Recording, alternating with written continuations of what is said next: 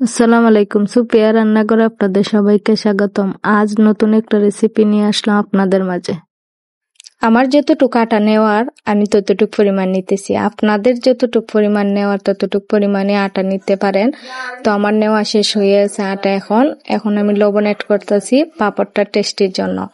এখন পানিও আমি যতটুক লাগে আমার পরিমাণ মতো নিয়ে নিব। আপনারাও আপনারা আটা অনুযায়ী পরিমাণ মতন পানি নিয়ে নিবেন। এখন আমি আদ দিয়ে ওই লেইটারে মাখাইতেছি। আদ দিয়ে মাখাইলে সবচেয়ে বেশি ভালো হয়। লেয়ে যে ফেটামটা আছে না, এইটা ভালো করে রেডি হয়। তো আদ দিয়ে মাখাইতে মাখাইতে এমন ভাবে পাতলাও না গাঢ়ও না, এমন ভাবে লেয়ের ফেটামটা থাকতে হবে। যেরকম আমি এই পাপড়টা করতেছি, পাপড়ের মধ্যে এত গাঢ়ও লাগবে না পাতলাও লাগবে না। প্লাস্টিকের একটা ডাকনা নিয়ে নিছি, ডাকনার মধ্যে লেয়ার প্যাটার্নটা দিয়ে দিমু। দেওয়ার পরে অ্যাডজাস্ট করে নিমু লেয়ার প্যাটার্নটা ডাকনার সাথে। দেওয়ার পরে এখন ফাফে দিয়ে দিমু। এখন ফাফে দিয়ে দিমু। ফাফে দেওয়ার পরে এখন একটা ডাকনা দিয়ে গুঁড়ে দিমু। গুঁড়ে দেওয়ার পরে 2-3 মিনিট লাগবো। হয়ে গেছে। এখন প্লাস্টিকের ডাকনা থেকে চামচের সাহায্যে আলাদা করে নিমু।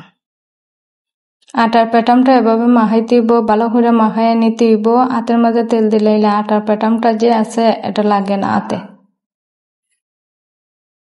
পাতার মধ্যে তেল মাখিয়ে নিতেছি। আপনাদের সুবিধার্থে একটি পাঁপড় বানিয়ে আমি দেখিয়ে দিতেছি কিভাবে খুবই সহজে একটা পাঁপড় রেডি করা যায়। তো আটা থাকলে ঘরে আর কিছু লাগে না, বাটাবাটির ঝামেলা ছাড়াই খুবই সুন্দর সুস্বাদু টেস্টি পাঁপড় দেওয়া যায়।